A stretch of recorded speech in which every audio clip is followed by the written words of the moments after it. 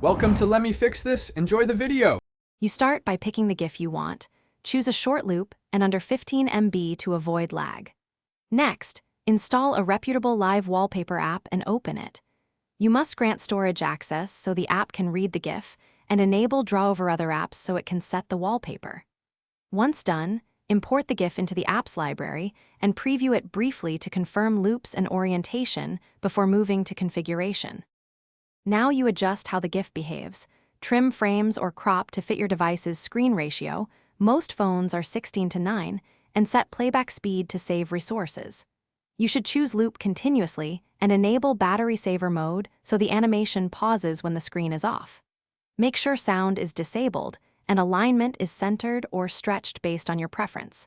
Once satisfied, preview on both home and lock screens to ensure nothing is clipped or misaligned. Apply the GIF as your wallpaper and watch it come to life. You should see the animation on the chosen screens. If it appears static or absent, make sure the app still has permissions, then reboot the phone to reset the display service. If performance is sluggish, reduce GIF resolution or frame count, or enable the app's battery saver options to limit playback.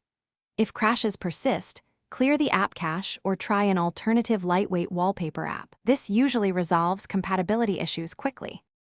Thanks for watching. If you found this helpful, don't forget to like and subscribe.